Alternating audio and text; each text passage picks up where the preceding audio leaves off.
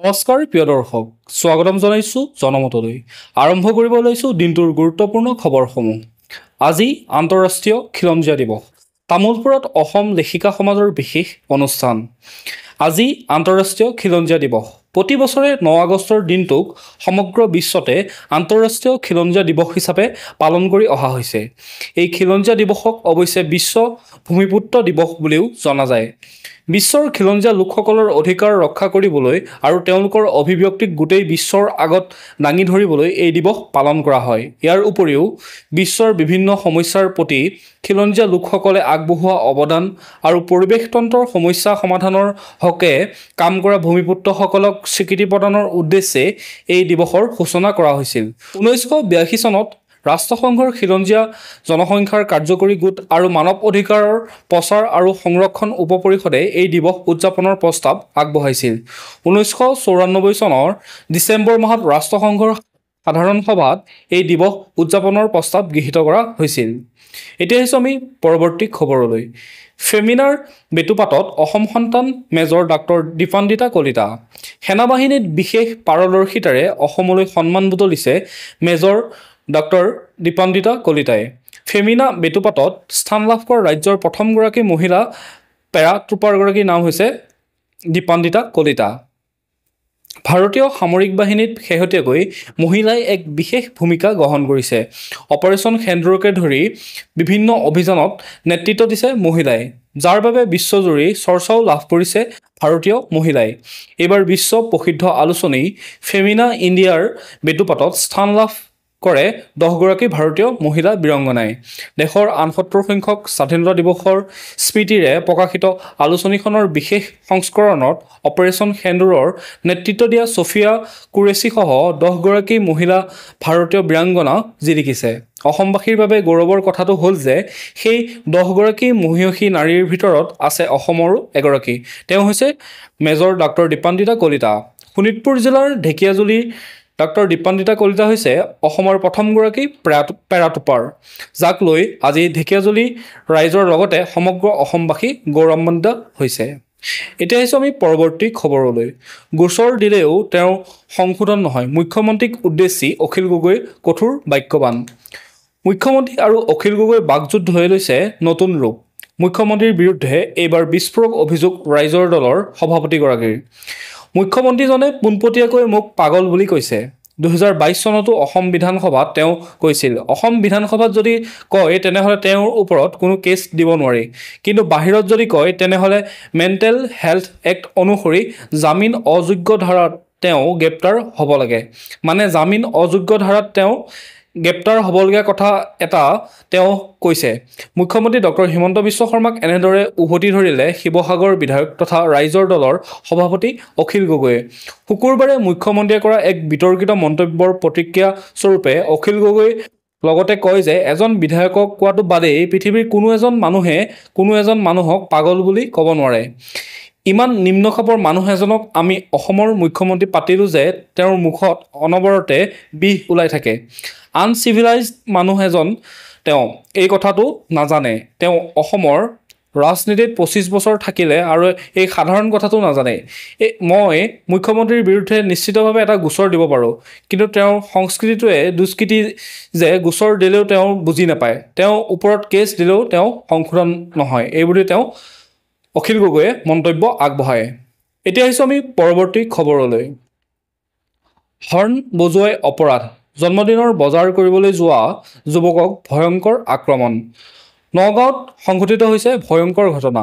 বাইকৰ হৰ্ণ বজোৱাৰ বাবেই যুৱকৰ ওপৰত ভয়ংকৰ আক্ৰমণ। নগাঁৱত সৃষ্টি হৈছে তীব্ৰ প্ৰতিক্ৰিয়াৰ। ঘৰৰ পৰা সন্ধিয়া ওলাই গৈছিল জন্মদিনৰ বজাৰ কৰিবলৈ, কিন্তু বজাৰত গৈ উদণ্ড যুৱকৰ ভয়ংকৰ আক্ৰমণৰ সন্মুখীন হ'ল এগৰাকী যুৱক। নগাঁও চহৰৰ মাজমজিয়াত এগৰাকী যুৱকক কেমেৰাৰ সন্মুখতে ভয়ংকৰ আক্ৰমণ কৰা চাঞ্চল্যকৰ ঘটনাই নগাঁৱত ব্যাপক প্ৰতিক্ৰিয়াৰ সৃষ্টি কৰিছে। ঘটনাটো সংঘটিত হৈ শুকুৰবাৰে সন্ধিয়া। শনিবাৰে অৰ্থাৎ আজি আছিল নগাঁও চহৰৰ শৈবগাঁৱৰ তনদীপ কাকতিৰ ওপজা দিন। নিজৰ জন্মদিনৰ বাবে বজাৰ কৰিবলৈ শুকুৰবাৰে সন্ধিয়া নগাঁও চহৰৰ ঢাকাইপতিলৈ গৈছিল তনদীপ কাকতিয়ে। বজাৰ কৰি উভতি অহাৰ পথত নিজৰ বাহনৰ ওপৰত বহি মোবাইল চাই আছিল আনিছুৰ ৰহমান নামৰ এজন যুৱকে। পথৰ ওপৰতে বাহন ৰখাই আনিছুৰে মোবাইল চাই থকা সময়তে বাইকৰ হৰ্ণ বজাইছিল তনদীপ কাকতিয়ে। বাইকৰ হৰ্ণ বজোৱাই যেন অপৰাধ হ'ল তনদীপ কাকতিৰ। বাইকৰ হৰ্ণ বজোৱাৰ বাবে হাতত থকা হেলমেটটোৰেই গুড়াগুলকৈ তেওঁক প্ৰহাৰ কৰে আনিছুৰ ৰহমানে। সকলো সীমা অতিক্ৰম কৰি ভয়ংকৰ আক্ৰমণ চলায় তনদীপ কাকতিৰ ওপৰত। ইফালে তনদীপ কাকতিৰ ওপৰত চলোৱা আক্ৰমণৰ দৃশ্য বন্দী কৰে আন এজন লোকে। তনদীপ কাকতিক কৰা ভয়ংকৰ আক্ৰমণৰ সময়ত অৱশ্যে স্থানীয় একাংশ লোক উপস্থিত হৈ পৰিস্থিতি নিয়ন্ত্ৰণ কৰিবলৈ সক্ষম হয়। পৰৱৰ্তী সময়ত তনদীপ কাকতি নিজা ঘৰলৈ উভতি যায় যদিও শনিবাৰে পুৱাই তনদীপ কাকতিক কৰা আক্ৰমণৰ ভিডিঅ' ভাইৰেল হৈ পৰাত সমগ্ৰ নগাঁৱতেই সৃষ্টি হয় তীব্ৰ প্ৰতিক্ৰিয়াৰ। এই ঘটনা সংঘটিত হোৱাৰ পাছতেই নিশাতেই নগাঁও আৰক্ষীয়ে আটক কৰিবলৈ সক্ষম হয় উদণ্ড আনিছুৰ ৰহমানক। সন্ধিয়া আনিছুৰ ৰহমানে তনদীপ কাকতিক হত্যাৰ পৰিকল্পনাৰে আক্ৰমণ কৰাৰ উপৰি অশ্লীল গালিগালাজ কৰাৰো অভিযোগ উত্থাপন কৰিছে ভুক্তভোগী তনদীপ কাকতিয়ে। এতিয়া আহিছোঁ আমি পৰৱৰ্তী খবৰলৈ। মুখ্যমন্ত্ৰীৰ চকীত বহাৰ যোগ্য নহয় হিমন্ত বিশ্ব শৰ্মা, অনুভৱ কৰিছে গৌৰৱ গগৈয়ে। তিনিচুকীয়াত কংগ্ৰেছত যোগদান ৩০০ লোকৰ। গৌৰৱ গগৈৰ মতে ৰাইজে বিজেপিৰ বিকল্প বিচাৰিছে। ডক্টৰ হিমন্ত বিশ্ব শৰ্মা মুখ্যমন্ত্ৰীৰ চকীত বহাৰ যোগ্য নহয়। কেৱল সেয়াই নহয়, মুখ্যমন্ত্ৰীৰ অহংকাৰী বক্তব্য এতিয়া সকলোৱে বেয়া পাইছে। সেইবাবে ৰাইজে বিচাৰিছে বিজেপিৰ বিকল্প। মুখ্যমন্ত্ৰীৰ বিৰুদ্ধে পুনৰ সৰব হৈ পৰিছে গৌৰৱ গগৈ। লগতে তেওঁ এইদৰে মন্তব্য আগবঢ়ায়। শনিবাৰে তিনিচুকীয়াত চাহ মজদুৰ সংঘৰ কাৰ্যালয়ৰ ৰাখী বন্ধনত অংশগ্ৰহণ কৰাৰ সময়ত গেলাপুখুৰীস্থিত মৰাণ ছাত্ৰ সন্থাৰ কাৰ্যালয়ৰ প্ৰাংগণত থকা মৰাণ ৰজা বডৌচা প্ৰতিমূৰ্তিত মাল্যাৰ্পণ কৰে তেওঁ। তাৰ পাছতে শদিয়াৰ টুপচিঙা গাঁৱলৈ দলীয় কাৰ্যসূচীৰ বাবে যাত্ৰা কৰে। তিনিচুকীয়া জিলা কংগ্ৰেছৰ সভাপতি দুৰ্গা ভূমিজৰ সভাপতিত্বত অনুষ্ঠিত অনুষ্ঠানটোত জিলাখনৰ বিভিন্ন জাতি জনগোষ্ঠীৰ ৩০০ গৰাকী লোকে কংগ্ৰেছ দলত যোগদান কৰে। এতিয়া আহিছোঁ আমি পৰৱৰ্তী খবৰলৈ। বৰ্তমান সময়ত গুৱাহাটীৰ বাদে প্ৰথমবাৰৰ বাবে চিটি বাছ চলিব অসমৰ আন এখন চহৰত। চহৰ এলেকাৰ যান জঁটৰ অন্যতম কাৰণ ই ৰিক্সা। ই ৰিক্সাৰ বিপৰীতে চিটি বাছ সেৱা আৰম্ভ কৰিবলৈ চিন্তা চৰ্চা কৰা হৈছে এখন চহৰত। চিটি বাছ সেৱাৰে নাগৰিকৰ যাতায়াতৰ ব্যৱস্থা সুচল কৰা ৰাজ্যৰ একমাত্ৰ স্থানেই হৈছে গুৱাহাটী মহানগৰ। ইয়াৰ পূৰ্বে ডিব্ৰুগড় চহৰ চিটি বাছৰ সুবিধা আছিল যদিও বৰ্তমান কেৱল গুৱাহাটী মহানগৰীতহে পোৱা যায় চিটি বাছ সেৱা। কিন্তু গুৱাহাটী মহানগৰৰ বাহিৰেও ৰাজ্যৰ এখন চহৰত চিটি বাছ সেৱা প্ৰৱৰ্তনৰ পৰিকল্পনা কৰিছে প্ৰশাসন আৰু পৰিবহণ বিভাগে। চিটি বাছ সেৱা আৰম্ভ কৰিলে বৰ্তমান গুৱাহাটীৰ বাহিৰে এইখনেই হ'ব চিটি বাছ সেৱা প্ৰৱৰ্তন কৰা প্ৰথমখন চহৰ। চহৰখন হৈছে মধ্য অসমৰ প্ৰাণকেন্দ্ৰস্বৰূপ নগাঁও। দীৰ্ঘদিনৰ পৰা নগাঁও চহৰত সৃষ্টি হোৱা এটা মূল সমস্যা হৈছে যান জঁটৰ সমস্যা। যান জঁটৰ এই সমস্যাৰ অন্যতম কাৰণ হিচাপে চিহ্নিত হৈ আহিছে অনিয়ন্ত্ৰিত ই ৰিক্সা। কোনো নীতি নিয়ম নামানি নগাঁও চহৰৰ মাজমজিয়াতে যান জঁটৰ সৃষ্টি কৰি অহা ই ৰিক্সাসমূহ নিয়ন্ত্ৰণ কৰাৰ লগতে যান জঁটৰ সমস্যা সমাধানৰ বাবে এক ব্যতিক্ৰমী পদক্ষেপ গ্ৰহণ কৰিছে নগাঁও জিলা প্ৰশাসনে।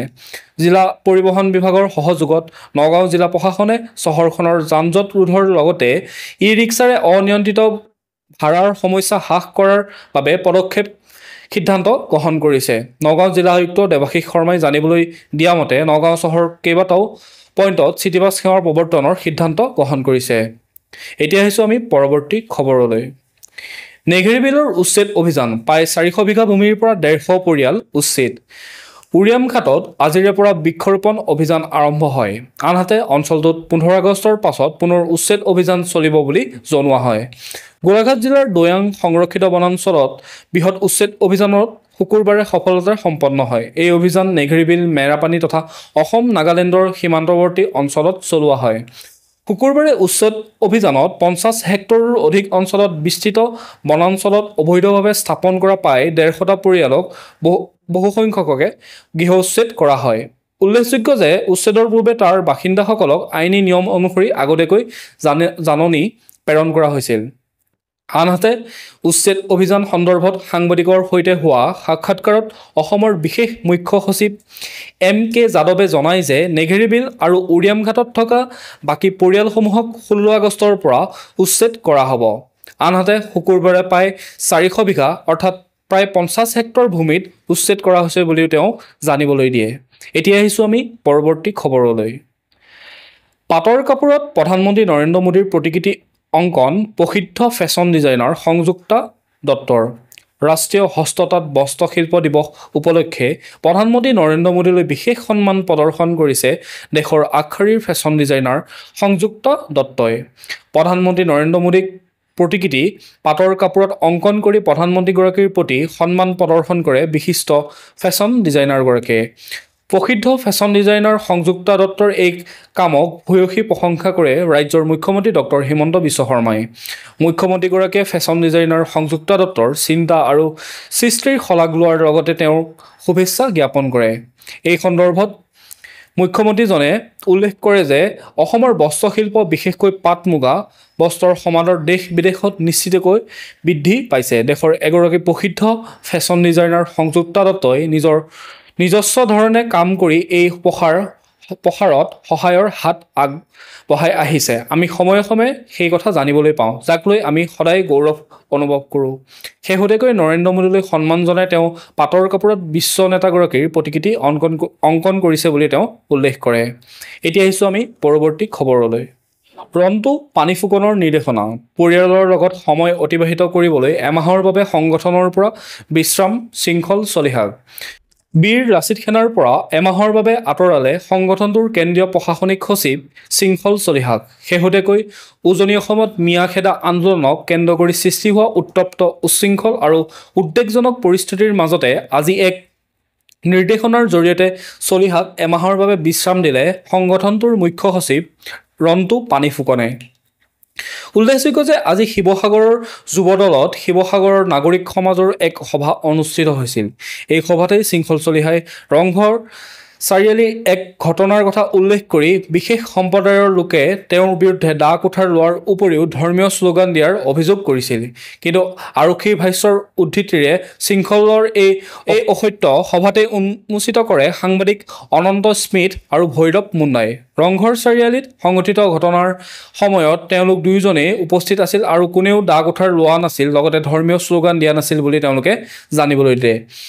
এইদৰে তেওঁৰ মিথ্যাচাৰ উন্মোচিত হোৱাৰ পিছতে শৃংখলে নাগৰিক সভাস্থলী ত্যাগ কৰে। এই সভাৰ পিছতে বীৰ লাচিত সেনাৰ মুখ্য সচিব ৰন্টু পানী ফুকনে স্বাক্ষৰ কৰা এক নিৰ্দেশনাৰ জৰিয়তে শৃংখল চলিহাক এমাহৰ বাবে সংগঠনৰ কাম কাজৰ পৰা আঁতৰাই ৰাখে। সেই নিৰ্দেশনাত কেন্দ্ৰীয় প্ৰশাসনিক সচিব শৃংখল চলিহাক সম্বোধন কৰি লিখিছে, আজিৰ তাৰিখৰ পৰা কাৰ্যকৰী হোৱাকৈ অহা 8 ছেপ্টেম্বৰ 2025 তাৰিখলৈ আপোনাক সামাজিক মাধ্যম, সংবাদ মাধ্যম আৰু সংগঠনৰ সকলো ধৰণৰ কাৰ্যসূচীৰ পৰা বিৰত থাকিবলৈ এই নিৰ্দেশনাৰ জৰিয়তে সাময়িক বিশ্ৰাম প্ৰদান কৰা হ'ল। তাৰোপৰি লিখিছে যে এই সময়ছোৱাত আপোনাক আপোনাৰ পৰিয়ালৰ লগত সময় অতিবাহিত কৰিবলৈ সুযোগ আৰু পৰামৰ্শ প্ৰদান কৰা হ'ল। স্মৰ্তব্য যে আজিৰ পৰা কিছুদিন পূৰ্বে ৰাইজৰ দলৰ বিধায়ক অখিল গগৈয়েও শৃংখল চলিহাৰ বিৰুদ্ধে সাম্প্ৰদায়িকতাৰ অভিযোগ উত্থাপন কৰি ৰন্টু পানী ফুকনলৈ এক বিশেষ পত্ৰ প্ৰেৰণ কৰিছিল। এতিয়া আহিছোঁ পৰৱৰ্তী খবৰলৈ। সৃষ্টি ৰং পিপি। অক্সফৰ্ডত শ্ৰেণীকোঠাত প্ৰথমগৰাকী কাৰ্বি ব্যক্তি। কাৰ্বি ভূমিত প্ৰতিভাৰ অভাৱ নাই। ভিন্ন ক্ষেত্ৰত ইতিমধ্যে কাৰ্বিসকলে নিজৰ দক্ষতাৰে দখল কৰিছে অন্যান্য আসন। শেহতীয়াকৈ কাৰ্বি ভূমিলৈ পুনৰ গৌৰৱ কঢ়িয়াই আনিছে এগৰাকী যুৱতীয়ে। কাৰ্বি ভূমিৰ পৰা অক্সফৰ্ডলৈ যোৱা প্ৰথমগৰাকী কাৰ্বি ব্যক্তি হিচাপে বিবেচিত হোৱা যুৱতীগৰাকী হৈছে সৃষ্টি ৰংপিপি। সৰুৰে পৰাই তীক্ষ্ণ মেধাশক্তিৰ গৰাকী সৃষ্টিয়ে শেহতীয়াকৈ নামভৰ্তি কৰিছে অক্সফৰ্ড ইউনিভাৰ্চিটিত। আন্তঃৰাষ্ট্ৰীয় স্তৰত খুবেই চৰ্চিত আৰু প্ৰাসংগিক এটা বিষয়ক বাছনি কৰি বিশ্বৰ আগশাৰীৰ শিক্ষানুষ্ঠানখনত নামভৰ্তি কৰিছে সৃষ্টিয়ে। সাক্ষ্য আধাৰিত সামাজিক হস্তক্ষেপ আৰু নীতি মূল্যায়ন শীৰ্ষক পাঠ্যক্ৰমত নামভৰ্তি কৰিছে কাৰ্বি আংলঙৰ এই যুৱতীগৰাকীয়ে। এতিয়া আহিছোঁ আমি পৰৱৰ্তী খবৰলৈ। গৌৰৱ গগৈয়ে 9 অসমীয়াক ৰাহুল গান্ধীৰ ঘৰত ৰাখিব মুখ্যমন্ত্ৰী। আজি বাক্সাত উপস্থিত হয় মুখ্যমন্ত্ৰী ডক্টৰ হিমন্ত বিশ্ব শৰ্মা। তামুলপুৰ জিলাৰ বিজেপিৰ উদ্যোগত বাক্সাৰ বাগানপাৰাত অনুষ্ঠিত বাগানপাৰা পৰিষদীয় সমষ্টিৰ বিজয় সংকল্প সভাত অংশগ্ৰহণ কৰে মুখ্যমন্ত্ৰীগৰাকীয়ে। মুখ্যমন্ত্ৰীৰ সৈতে উপস্থিত থাকে ৰাজ্যিক বিজেপিৰ সভাপতি দিলীপ শইকীয়া, তত্ত্বাৱধায়ক মন্ত্ৰী জয়ন্ত মল্ল বৰুৱা। বাগানপাৰাত বিজয় সংকল্প সভাত উপস্থিত থাকি সাংবাদিকৰ আগত কেইবাটাও মন্তব্য কৰে মুখ্যমন্ত্ৰী ডক্টৰ হিমন্ত বিশ্ব শৰ্মাই। তেওঁ কয় যে BPF, UPPL আৰু অঞ্জলি দৈমাৰীৰ APB একত্ৰিত হ'লে খুব ভাল হয়, মই ভাল পাওঁ। গৌৰৱ গগৈয়ে ন অসমীয়াক ৰাহুল গান্ধীৰ ঘৰত ৰাখিব। VCDC ব্যৱস্থাটোৰ পৰিৱৰ্তন হ'ব লাগিব। ব্যৱস্থাটো ঠিক নহয়, আমাৰ মানুহো তাত আছে, কিন্তু ব্যৱস্থাটো পৰিৱৰ্তন কৰিব বিচাৰিছোঁ বুলি মন্তব্য কৰে মুখ্যমন্ত্ৰী শৰ্মাই। কালিৰ দিনটোত অসম জাতীয়তাবাদী যুৱ ছাত্ৰ পৰিষদে কা আইনৰ অধীনত অসম চৰকাৰে 2014 চনৰ 31 ডিচেম্বৰৰ পূৰ্বে অহা বিদেশী গোচৰ প্ৰত্যাহাৰ কৰিবলৈ দিয়া নিৰ্দেশনাৰ বিৰুদ্ধে কৰা প্ৰতিবাদৰ সন্দৰ্ভত মুখ্যমন্ত্ৰীয়ে কয় যে এই যে YCPয়ে মোক সুধিলে মই ফোনত কৈ দিলোহেঁতেন, কিন্তু তেওঁলোকে নিজাকৈ আন্দোলন কৰিছে, আমাৰ ক'বলগীয়া একো নাই। লগতে তেওঁ কয় যে BTRৰ উচ্ছেদ সন্দৰ্ভত মই এতিয়াই একো নকওঁ। এতিয়া নিৰ্বাচন আহিছে, উচ্ছেদক লৈ মই ৰাজনীতি কৰিব বিচৰা নাই। নগাৰ মাটি উচ্ছেদ প্ৰসংগত যুক্তি দি মুখ্যমন্ত্ৰীয়ে কয় যে মোৰ কলিজা ইমানো সৰু নহয়, মই ভয় নাখাওঁ, মোক ভয় খুৱাব বিচাৰি আছে নেকি? উচ্ছেদ হ'বই, ময়ো মাৰ গাখীৰ খাই ডাঙৰ হৈছোঁ, এইবুলি তেওঁ মন্তব্য কৰে। বিজেপিয়ে শান্তি সম্প্ৰীতি ৰক্ষা নকৰা বুলি UPPLে কৰা মন্তব্য সন্দৰ্ভত মুখ্যমন্ত্ৰীয়ে কয় যে মই কাৰো বিৰোধিতা কৰা নাই। আজি পৰ্যন্ত মই BPF বা UPPLৰ বিৰুদ্ধে এটা কথাও কোৱা নাই, আনকি মই প্ৰাক্তন মুখ্যমন্ত্ৰীকো সমালোচনা কৰা নাই আজিলৈকে, এইবুলি তেওঁ মন্তব্য প্ৰদান কৰে। এতিয়া আহিছোঁ আমি পৰৱৰ্তী খবৰলৈ। তামোলপুৰত মাটি মানুহ সমন্বয়ৰ দিৱস উদযাপন। অসম লেখিকা সমাজ আৰু তামোলপুৰ জিলাৰ লেখিকা সমাজৰ উদ্যোগত আন্তৰ্জাতিক খিলঞ্জীয়া দিৱসৰ লগত সংগতি ৰাখি শ্ৰীমন্ত শংকৰদেৱ ৰাজহুৱা প্ৰেক্ষাগৃহত শনিবাৰে মাটি মানুহ সমন্বয়ৰ দিৱস উদযাপন কৰে। পুৱা বন্তি প্ৰজ্বলন, গছপুলি ৰোপণ আদিৰ লগতে থলুৱা শিল্প প্ৰদৰ্শন, প্ৰাচীৰ পত্ৰিকা উন্মোচন কৰাৰ পিছত দিনৰ 1 বজাত মুকলি সভাৰ আয়োজন কৰে। মুকলি সভাত উপস্থিত থাকে সাহিত্য সংস্কৃতি শিক্ষা জগতৰ বিশিষ্ট ব্যক্তি, জিলা প্ৰশাসনৰ শীৰ্ষ ব্যক্তি আৰু কেইবাজনো স্থানীয় জনপ্ৰতিনিধি। এই মুকলি সভাতে অসম লেখিকা সমাজে প্ৰৱৰ্তন কৰা মুক্তিযুঁজাৰু দেউৰাম দত্ত সোঁৱৰণী মহীয়ান বঁটা, বিশিষ্ট বৈষ্ণৱ পণ্ডিত ডক্টৰ শ্ৰী শ্ৰী পীতাম্বৰ দেৱগোস্বামীক, লোকবন্ধু লম্বোদৰ কামান সোঁৱৰণী মাটি মানুহ সমন্বয়ৰ বঁটা যুটীয়াভাৱে প্ৰদান কৰা হয়। বিশিষ্ট নেপালী সাহিত্যিক নৱ সাপকোটা আৰু বিশিষ্ট বড়ো লেখিকা ধীৰজু বসুমতাৰীক। এতিয়া আহিছোঁ আমি ৰাষ্ট্ৰীয় খবৰসমূহলৈ। ৰাজ্যসভাত উন্মোচিত ব্ৰহ্মপুত্ৰত নিৰ্মাণ কৰিবলৈ লোৱা চীনৰ বৃহৎ নদীবান্ধৰ ভয়াৱহতা। ব্ৰহ্মপুত্ৰৰ ওপৰত চীনে নিৰ্মাণ কৰিবলৈ লোৱা বৃহৎ নদীবান্ধে মাৰাত্মক প্ৰভাৱ পেলাব। ৰাজ্যসভাত এই কথা সদৰি কৰিলে কেন্দ্ৰীয় ৰাজ্যমন্ত্ৰী কীৰ্তিবৰ্ধন সিঙে। শুকুৰবাৰে ৰাজ্যসভাত এই তথ্য সদৰি কৰিছে কেন্দ্ৰীয় ৰাজ্যমন্ত্ৰীগৰাকীয়ে। তেওঁ কয় যে 14 জুলাইৰ পৰা 16 জুলাই চীন ভ্ৰমণ কৰা বিদেশ মন্ত্ৰী S জয়শংকৰে বেইজিঙত এই বিষয়টো উত্থাপন কৰে। তাৰোপৰি তেওঁ কয় যে বুজাবুজি মাধ্যমেৰে ইয়াৰলুং চাংপুৰ ওপৰত অতি বৃহৎ নদীবান্ধ নিৰ্মাণৰ বিষয়টো নিষ্পত্তি নহ'লে বান্ধৰ নামনি অংশত বসবাস কৰা ভাৰতীয়ৰ জীৱন জীৱিকা নিৰাপত্তা নিশ্চিতকৰণৰ বিষয়টো আলোচনা হ'ব। মন্ত্ৰীগৰাকীৰ মতে তিব্বতৰ পৰা ওলাই অহা অসমৰ মাজেৰে বৈ গৈ বাংলাদেশ হৈ বংগোপসাগৰত পৰা ব্ৰহ্মপুত্ৰক উৎসতে বৃহৎ বান্ধ দি ভেটিব খোজাটো ভাৰতৰ বাবে উদ্বিগ্নতাৰ বিষয়। উল্লেখযোগ্য যে যোৱা জুলাই মাহৰ পৰা ব্ৰহ্মপুত্ৰৰ ওপৰত এই বৃহৎ নদীবান্ধ নিৰ্মাণৰ কাম আৰম্ভ কৰিছে চীনে। এতিয়া আহিছোঁ আমি পৰৱৰ্তী খবৰলৈ। LPGৰ বাবে 30,000 কোটিৰ ক্ষতিপূৰণ। অসম ত্ৰিপুৰাৰ বাবে 4,250 কোটি টকাৰ উন্নয়ন পেকেজ কেন্দ্ৰীয় কেবিনেটৰ। প্ৰধানমন্ত্ৰী নৰেন্দ্ৰ মোদীৰ অধ্যক্ষতাত অনুষ্ঠিত কেন্দ্ৰীয় মন্ত্ৰীসভাই আজি কেইবাটাও গুৰুত্বপূৰ্ণ আঁচনিত অনুমোদন প্ৰদান কৰে। ইয়াৰ ভিতৰত ঘৰুৱা LPGৰ ক্ষতিপূৰণ, উজ্জ্বলা উপভোক্তাসকলক টাৰ্গেটেড ছাবচিডি, প্ৰযুক্তিগত শিক্ষা উন্নীতকৰণৰ মেৰিট আঁচনি আৰু অসমৰ বাবে বিশেষ উন্নয়ন পেকেজ উল্লেখযোগ্য। উজ্জ্বলা উপভোক্তাসকলৰ বাবে 12,000 কোটি টকাৰ ছাবচিডি। 2025-26 বিত্তীয় বৰ্ষত প্ৰধানমন্ত্ৰী উজ্জ্বলা যোজনাৰ উপভোক্তাসকলে 14.2 কেজিৰ গেছ চিলিণ্ডাৰ প্ৰতিটোতে 300 টকাৰ ছাবচিডি অনুমোদন কৰা হৈছে। ইয়াৰ বাবে চৰকাৰে 12,000 কোটি টকাৰ ব্যয় কৰিব আৰু এই ধনত চৰকাৰে ইতিমধ্যে অনুমোদন জনাইছে। LPG OMC সমূহক 30,000 কোটি টকাৰ ক্ষতিপূৰণ। IOCL, BPCL, HPCL আদি ৰাজহুৱা খণ্ডৰ তৈল সংস্থাসমূহে ঘৰুৱা LPG বিক্ৰীৰ বাবদ যি ক্ষতিৰ সন্মুখীন হৈছে তাৰ ক্ষতিপূৰণ হিচাপে কেন্দ্ৰীয় চৰকাৰে 30,000 কোটি টকাৰ মঞ্জুৰি দিয়ে। এই ধন 12টা কিস্তিত প্ৰদান কৰা হ'ব বুলিও জানিবলৈ দিয়ে। এতিয়া আহিছোঁ আমি পৰৱৰ্তী খবৰলৈ। 2024ত ভাৰতলৈ আগমন ঘটিল 99 লাখৰো অধিক পৰ্যটকৰ। বিশ্বৰ বিভিন্ন প্ৰান্তৰ পৰ্যটকসকলৰ বাবে প্ৰথম পছন্দ হৈছে ভাৰত। 2024 বৰ্ষত ভাৰতলৈ 99 লাখৰো অধিক পৰ্যটক অহাৰ কথা সদৰি কৰিলে কেন্দ্ৰীয় চৰকাৰে। 99 লাখৰো অধিক বিদেশী পৰ্যটকে ভাৰত ভ্ৰমণ কৰাৰ বিপৰীতে 2024 চনত 3 কোটিৰো অধিক ভাৰতীয়ই বিদেশ ভ্ৰমণ কৰিছিল বুলি বৃহস্পতিবাৰে চৰকাৰে ৰাজ্যসভাত এই তথ্য দাঙি ধৰে। ৰাজ্যসভাত লিখিত উত্তৰত কেন্দ্ৰীয় পৰ্যটন আৰু সাংস্কৃতিক মন্ত্ৰী গজেন্দ্ৰ সিং শেখাৱাতে কয় যে 2024 বৰ্ষত ভাৰতলৈ অহা বিদেশী পৰ্যটকৰ আগমনৰ সংখ্যা আছিল 99,51,722 জন। 2023 চনত এই সংখ্যা আছিল 95,20,928 জন হোৱাৰ বিপৰীতে দেশলৈ আহিছিল 64,37,467 জন বিদেশী পৰ্যটক। এতিয়া আহিছোঁ আমি পৰৱৰ্তী খবৰলৈ। ভাৰতলৈ আহি আছে ৰাছিয়াৰ ৰাষ্ট্ৰপতি ভ্লাদিমিৰ পুটিন। ৰাছিয়াৰে ব্যৱসায়িক সম্পৰ্ক ৰক্ষা কৰাৰ বাবে ভাৰতৰ ওপৰত আমেৰিকাই মুঠ 50% শুল্ক আৰোপ কৰাৰ পাছতো ভাৰতে ৰাছিয়াৰ সৈতে সম্পৰ্ক অব্যাহত ৰাখিছে। ডনাল্ড ট্ৰাম্পৰ এনে এক ভাবুকিৰ মাজতেই ভাৰত ভ্ৰমণলৈ আহিবলৈ সাজু হৈছে ৰাছিয়াৰ ৰাষ্ট্ৰপতি ভ্লাদিমিৰ পুটিন। জানিব পৰা মতে চলিত আগষ্ট মাহতে ভাৰতলৈ অহাৰ পূৰ্ণ সম্ভাৱনা আছে পুটিনৰ। ৰাষ্ট্ৰীয় নিৰাপত্তা উপদেষ্টা অজিত ডোভালে বৃহস্পতিবাৰে মস্কোত এক বৈঠকৰ সময়ত এই কথা প্ৰকাশ কৰিছে। ডোভালে কয় যে ৰাষ্ট্ৰপতি পুটিনৰ ভাৰত ভ্ৰমণৰ বিষয়ে জানিবলৈ পাই আমি অতিশয় উৎসাহিত হৈছোঁ। তেওঁ লগতে কয় যে মই ভাবোঁ এই ভ্ৰমণৰ তাৰিখ প্ৰায় চূড়ান্ত হৈছে। অৱশ্যে এতিয়ালৈকে আনুষ্ঠানিকভাৱে ভাৰত অথবা ৰাছিয়াই এই বিষয়টো সন্দৰ্ভত কোনো তথ্য প্ৰকাশ কৰা নাই। সূত্ৰত প্ৰকাশিত খবৰ অনুসৰি অজিত ডোভালে ভ্লাদিমিৰ পুটিনৰ ভাৰত ভ্ৰমণৰ সূচী প্ৰস্তুত কৰিবলৈকে ৰাছিয়ালৈ গৈছিল বুলি গম পোৱা গৈছে। ইতিমধ্যে দেশখনৰ শীৰ্ষ বিষয়াসকলৰ সৈতেও তেওঁ আনুষ্ঠানিকভাৱে এই সন্দৰ্ভত আলোচনাত লিপ্ত হৈছে। এতিয়া আহিছোঁ আমি পৰৱৰ্তী খবৰলৈ। অপাৰেশ্যন সেন্দুৰত কেইখন পাকিস্তানী যুদ্ধবিমান ধ্বংস হ'ল, ক'লে ভাৰতীয় বায়ুসেনাৰ মুৰব্বীজনে।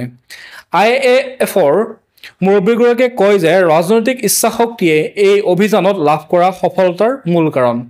সীমা অতিক্ৰম কৰি পাকিস্তানৰ সন্ত্ৰাসবাদৰ বিৰুদ্ধে শেহতীয়াকৈ যি সামৰিক পদক্ষেপ গ্ৰহণ কৰা হৈছিল সেই ক্ষেত্ৰত ভাৰতৰ দক্ষতাৰ সন্দৰ্ভত এক ডাঙৰ কথা প্ৰকাশ পাইছে। শনিবাৰে বায়ুসেনাৰ মুৰব্বী এয়াৰ চিফ মাৰ্শ্বেল অমৰপ্ৰীত সিঙে কয় যে ভাৰতীয় বায়ুসেনাই অপাৰেশ্যন সেন্দুৰৰ সময়ত 5খন পাকিস্তানী যুঁজাৰু বিমান আৰু এখন AUWNC বিমান গুলীয়াই সফলতাৰে ধ্বংস কৰে। আনহাতে তেওঁ দেশৰ S-400 এয়াৰ ডিফেন্স ছিষ্টেমক এক গেম চেঞ্জাৰ বুলিও অভিহিত কৰে।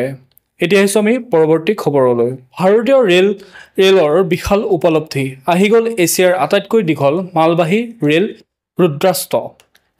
345টা ডবা, 4.5 কিলোমিটাৰ দৈৰ্ঘ্য ভাৰতীয় ৰেলৱে আৰম্ভ কৰিলে এছিয়াৰ সৰ্বাধিক দীঘলীয়া মালবাহী ৰেল ৰুদ্ৰাস্ত্ৰ। ভাৰতীয় ৰেলৱে 7টা ইঞ্জিনেৰে কঢ়িয়াই অনা 345টা ডবাৰে গঠিত সৰ্বাধিক দীঘলীয়া মালবাহী ৰেল চলাই নতুন অভিলেখ গঢ়িছে। এই ৰেলখন এছিয়াৰ আটাইতকৈ দীঘল মালবাহী ৰেল হিচাপে পৰিগণিত হৈছে। পূব কেন্দ্ৰীয় ৰেলৱে পণ্ডিত দীনদয়াল উপাধ্যায় সংমণ্ডলে 6টা বক্স ৰেক যোগ কৰি গঠিত 4.5 কিলোমিটাৰ দৈৰ্ঘ্যৰ ৰেল ৰুদ্ৰাস্ত্ৰ সফলতাৰে চলাই এই কৃতিত্ব অৰ্জন কৰিছে। ৰেলৱে এজন বিষয়াই কয় যে পণ্ডিত দীনদয়াল উপাধ্যায় সংমণ্ডলৰ গঞ্জাখোৱাজা ষ্টেচনৰ পৰা ৰুদ্ৰাস্ত্ৰ সফলতাৰে চলোৱা হৈছিল। এই মালবাহী ৰেলখন প্ৰায় 4.5 কিলোমিটাৰ দীঘল আছিল, যিখন ভাৰতীয় ৰেলৱে আটাইতকৈ দীঘল মালবাহী ৰেল। গঞ্জাখোৱাজা ষ্টেচনৰ পৰা গড়হুৱা ৰোড ষ্টেচনলৈ 200 কিলোমিটাৰ দূৰত্ব গড়ে 40 কিলোমিটাৰ বেগত 5 ঘণ্টাত অতিক্ৰম কৰিছিল। এতিয়া আহিছোঁ আমি আন্তঃৰাষ্ট্ৰীয় খবৰলৈ। পাৰমাণৱিক বোমা বিস্ফোৰণৰ 80 বছৰ, বিশ্ববাসীলৈ নাগাচাকিবাসীৰ আহ্বান। 1945 চনৰ 9 আগষ্টৰ দিনটোতে আমেৰিকাই জাপানৰ চহৰ নাগাচাকিত পাৰমাণৱিক বোমা নিক্ষেপ কৰিছিল। জাপানৰ নাগাচাকিত পাৰমাণৱিক বোমা বিস্ফোৰণৰ 80 বছৰ সম্পূৰ্ণ হয়। 1945 চনৰ 9 আগষ্টৰ দিনটোতে আমেৰিকাই জাপানৰ দক্ষিণৰ চহৰখনত নিক্ষেপ কৰিছিল পাৰমাণৱিক বোমা। হিৰোশ্বিমাত পাৰমাণৱিক বোমা নিক্ষেপৰ 3 দিনৰ পিছতেই আমেৰিকাৰ নাগাচাকিক লক্ষ্য কৰি লৈছিল। পৃথিৱী কঁপাই যোৱা এই ভয়ংকৰ আক্ৰমণৰ কবলৰ পৰা আজিও মুক্ত হ'ব পৰা নাই জাপান। নাগাচাকিৰ পাৰমাণৱিক বোমা বিস্ফোৰণত প্ৰায় 70,000 গৰাকী লোক নিহত হৈছিল। আনহাতে তথ্য অনুসৰি হিৰোশ্বিমাত নিহতৰ সংখ্যা আছিল প্ৰায় 1,40,000। এই আক্ৰমণৰ পিছতে জাপানে আত্মসমৰ্পণ কৰিবলৈ বাধ্য হৈছিল আৰু তাৰ লগে লগে দ্বিতীয় বিশ্বযুদ্ধৰো সমাপ্ত হৈছিল। আমেৰিকাৰ শক্তিশালী পাৰমাণৱিক বোমা বিস্ফোৰণৰ স্মৃতি সোঁৱৰি আজিও কান্দি উঠে নাগাচাকিৰ জনসাধাৰণ। শনিবাৰে নাগাচাকিৰ শান্তি উদ্যানত অনুষ্ঠিত স্মৃতিচাৰণ অনুষ্ঠানত 90খনতকৈও অধিক দেশৰ প্ৰতিনিধিকে ধৰি প্ৰায় 2600 লোকে অংশগ্ৰহণ কৰে, য'ত প্ৰধানমন্ত্ৰী শিগেকি ইচিবাই ভাষণ প্ৰদান কৰে। নাগাচাকিৰ ওপৰত প্লুটনিয়াম বোমাটো বিস্ফোৰণ হোৱাৰ সঠিক সময় আছিল পুৱা 11:02। সেই একেটা সময়তে নাগাচাকি শান্তি উদ্যানত ঘণ্টা বাজি উঠে আৰু অংশগ্ৰহণকাৰীসকলে মৌন প্ৰাৰ্থনা কৰে। এতিয়া আহিছোঁ আমি পৰৱৰ্তী খবৰলৈ। শান্তিৰ দূত ডনাল্ড ট্ৰাম্প। ৰাছিয়া ইউক্ৰেইনৰ মাজত শান্তিৰ চুক্তি কৰিবলৈ আলাস্কাত পুতিনক কৰিব সাক্ষাৎ। 15 আগষ্ট শুকুৰবাৰে আলাস্কাত ৰাছিয়াৰ ৰাষ্ট্ৰপতি ভ্লাদিমিৰ পুতিনক সাক্ষাৎ কৰাৰ পূৰ্ণ সম্ভাৱনা আছে আমেৰিকাৰ ৰাষ্ট্ৰপতি ডনাল্ড ট্ৰাম্পৰ। ট্ৰাম্পে নিজেই পুতিনক সাক্ষাৎ কৰাৰ আগ্ৰহ প্ৰকাশ কৰিছে। ট্ৰাম্পে এই সন্দৰ্ভত কয় যে এই পদক্ষেপৰ লক্ষ্য হৈছে ৰাছিয়া ইউক্ৰেইন যুদ্ধক শান্তি চুক্তিৰ মাধ্যমেৰে অন্ত পেলোৱা। অৱশ্যে যুদ্ধ অৱসানৰ বাবে শান্তি চুক্তি স্বাক্ষৰিত হ'লেও এই চুক্তিত দুয়োপক্ষৰ মাজত ভূখণ্ডীয় বিনিময়ৰ বাবেও কিছু চৰ্ত সন্নিৱিষ্ট থাকিব পাৰে। এই চৰ্তই শান্তি আলোচনাক কিমান সফল কৰিব তাক লৈও কিছু সন্দেহৰ সৃষ্টি হৈছে। আজিৰ দিনটোৰ গুৰুত্বপূৰ্ণ খবৰসমূহ আছিল ইমানেই। ধন্যবাদ।